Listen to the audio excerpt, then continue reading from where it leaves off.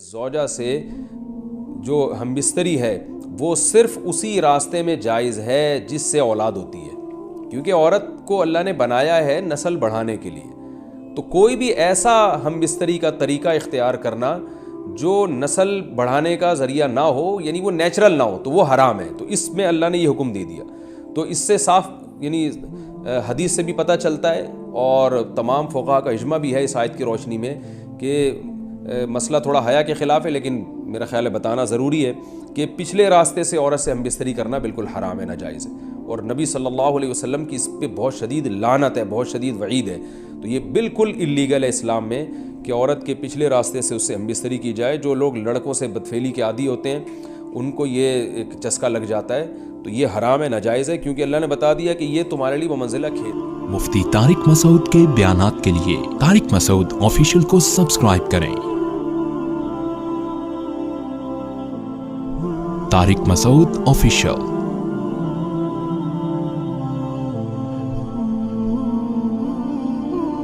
اللہ نے ارشاد فرمایا نساؤکم حرث لکم، تمہاری عورتیں تمہارے لیے بمنزلہ کھیت کے ہیں۔ حرث عربی میں کھیت کو کہتے ہیں، تو بمنزلہ کھیت کے ہیں۔ جیسے بیج ڈالا جاتا ہے کھیت میں اور اس سے پیداوار بڑھتی ہے، تو عورت کی جو ایک حیثیت ہے، نیچر نے جو اس کی ایک حیثیت متعین کی ہے، وہ بھی ایک نسل بڑھانے کا ذریعہ ہے، جس میں مرد کا جو اسپم ہے وہ بطور بیج کے ہے، اور جو اولاد ہے وہ ایک پیداوار کی طرح ہے۔ تو اللہ نے یہ یاد رکھیں، اس آیت کو بہت سارے غیر مسلموں نے عورت کے خلاف بہت نیگیٹیوٹی پھیلائی ہے کہ دیکھو اسلام عورت کی توہین کرتا ہے، اس کو کھیتی سے تعبیر کرتا ہے۔ تو کچھ لفظ کسی اور زبان میں جب وہ جاتے ہیں تو وہ توہین کا معنی دیتے ہیں۔ عربی میں جو حرث کا معنی ہے یہ تعظیم کے لیے ہے، توہین کے لیے نہیں ہے۔ اردو میں جو کھیتی کا معنی ہے وہ توہین کے لیے استعمال ہوتا ہے۔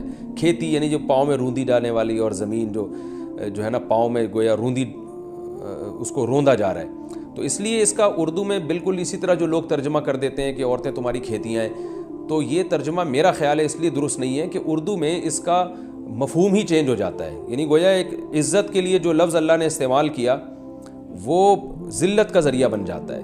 تو اس لیے کسی بھی زبان میں جب ہم کسی بھی لفظ کا ترجمہ کرتے ہیں تو اس زبان کے ہمیں محاوروں کو دیکھنا چاہیے کہ اس زبان میں یہ لفظ کس معنی میں استعمال ہو رہا ہے۔ مثال کے طور پر ہو سکتا ہے کتا کا لفظ کسی زبان میں وفاداری کے لیے استعمال ہوتا ہو، کسی کو لوگ ڈاگ کہتے ہوں تو اس کا مقصد ہوتا ہے وفادار انسان ہے، لیکن ہمارے یہاں اردو میں گالی ہے وہ، اور آپ بولیں کہ بھئی وہ فلاں قوم ڈاگ کہتی ہے تو ہم کتا کہیں گے، تو آپ جب اس کا ترجمہ اردو میں کریں گے تو کتے سے نہیں کر سکتے۔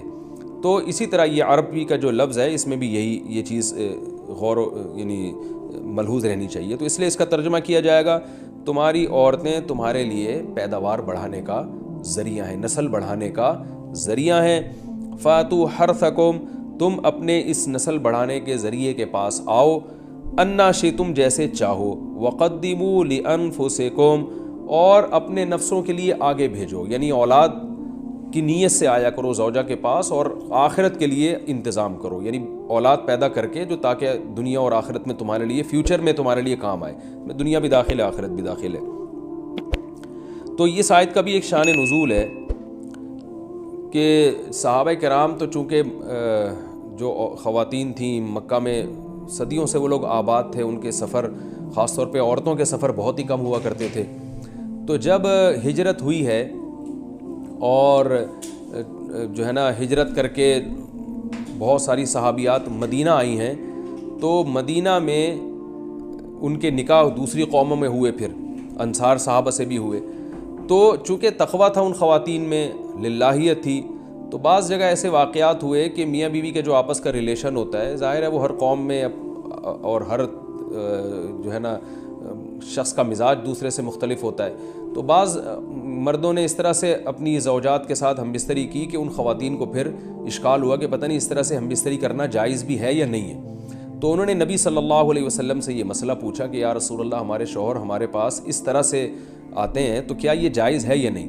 تو ان کے سوال کو بھی مبہم رکھا گیا، اور قرآن نے اس کے جواب کو بھی کنایتاً بیان کیا، کیونکہ مسئلہ بظاہر حیا کے خلاف ہے، تو قرآن جب بھی کوئی ایسی بات ہوتی ہے تو اشارتاً کنایتاً اس کا تذکرہ کر دیتا ہے تاکہ مسئلہ بھی واضح ہو جائے، کیونکہ ظاہر ہے اس کی ضرورت تو قیامت تک آنے والے انسانوں کو پڑ سکتی ہے نا۔ یہ تو ہر میاں بیوی کا اپنا ایک ذاتی مسئلہ ہوتا ہے کہ ہمیں کس طرح سے پرمیشن ہے، کس طرح سے پرمیشن نہیں ہے۔ تو اللہ تعالیٰ نے بھی اشارتاً ہی اس حکم کو قرآن میں بیان کر دیا، اور قرآن میں اس لیے بیان کیا کہ تاکہ اس میں کوئی اجتہادی اختلاف کی گنجائش نہ رہے۔ تو اللہ نے قرآن مجید میں بیان کیا، فرمایا نساؤکم حرث لکم، تمہاری جو ازواج ہیں، تمہاری جو بیویاں ہیں، وہ تمہارے لیے بمنزلہ کھیت ہیں۔ کھیت کا مطلب کیا ہوتا ہے؟ پیداوار بڑھانے کا ذریعہ۔ تو اس میں سب سے پہلا مسئلہ تو قرآن نے یہ بیان کر دیا کہ زوجہ سے جو ہم بستری ہے وہ صرف اسی راستے میں جائز ہے جس سے اولاد ہوتی ہے، کیونکہ عورت کو اللہ نے بنایا ہے نسل بڑھانے کے لیے۔ تو کوئی بھی ایسا ہم بستری کا طریقہ اختیار کرنا جو نسل بڑھانے کا ذریعہ نہ ہو، یعنی وہ نیچرل نہ ہو، تو وہ حرام ہے۔ تو اس میں اللہ نے یہ حکم دے دیا۔ تو اس سے صاف یعنی حدیث سے بھی پتہ چلتا ہے، اور تمام فقہاء کا اجماع بھی ہے اس آیت کی روشنی میں کہ مسئلہ تھوڑا حیا کے خلاف ہے، لیکن میرا خیال ہے بتانا ضروری ہے کہ پچھلے راستے سے عورت سے ہم بستری کرنا بالکل حرام ہے، ناجائز ہے، اور نبی صلی اللہ علیہ وسلم کی اس پہ بہت شدید لعنت ہے، بہت شدید وعید ہے۔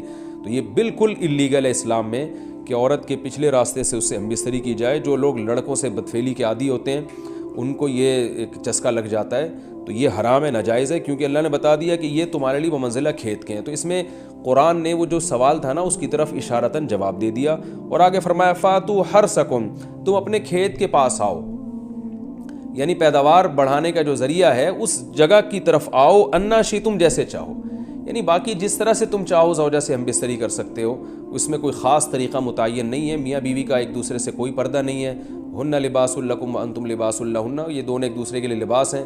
تو اس میں طریقہ کار کوئی بھی ہو سکتا ہے، کسی بھی طرح سے کرنا چاہو ایک دوسرے سے لطف اندوز ہو سکتے ہو، لیکن فاتو حرثکم آنا موضع حرث میں ہے۔ حرث کا مطلب وہ اس جگہ کی طرف آنا ہے جہاں سے نسل بڑھتی ہے، کسی اور راستے کی طرف۔ اس سے صاف طور پر جو ہے نا وہ جو فاسق فاجر لوگوں کی جو برائی ہے، جو لڑکوں سے بدفعلی کے نتیجے میں پیدا ہوتی ہے، اس کا اللہ نے قلع قمع کر دیا کہ اس کی اسلام میں بالکل اجازت نہیں ہے۔ باقی طریقہ کار کیا ہوگا یہ تمہارے اوپر، اس کی اللہ نے تمہیں اجازت دی ہے۔ وَقَدِّمُوا لِأَنفُسِكُمْ، اور چونکہ بار بار حرث کا تذکرہ ہو رہا ہے کہ نسل بڑھانے کا، تو اس لیے اللہ نے فرمایا کہ قدموا لانفسکم، اپنی ذات کے لیے فیوچر میں انتظام کرو۔ قدموا کا مطلب آگے بھیجو اپنی ذات کے لیے سرمایہ۔ کیا مطلب؟ کہ جب زوجہ سے ہم بستری کرو تو نیت اولاد کی ہونی چاہیے، تاکہ وہ اولاد دنیا میں بھی اور آخرت میں بھی تمہارے لیے ذخیرہ بن جائے۔ تو یہ نسل بڑھانے کی بہت زبردست ترغیب ہے اس آیت میں، اور اس آیت میں اللہ نے عورت کا کہ بہت ساری ذمہ داریوں میں سے ایک بڑی ذمہ داری کا بھی بیان بتا دیا کہ عورت کو اللہ نے بنایا ہے، جو مرد اور عورت کا جو فرق رکھا ہے نا، اس فرق کی بڑی وجہ یہی ہے کہ مرد کے اسپم کو اللہ نے بیج کے طور پہ پیدا کیا ہے، اور عورت کو اللہ نے زمین کے طور پہ۔ تو بیج اور زمین کے ملاپ کا بنیادی مقصد ہی نسل بڑھانا، پیداوار بڑھانا ہوتا ہے، نہ یہ کہ نسل روکنا۔ آج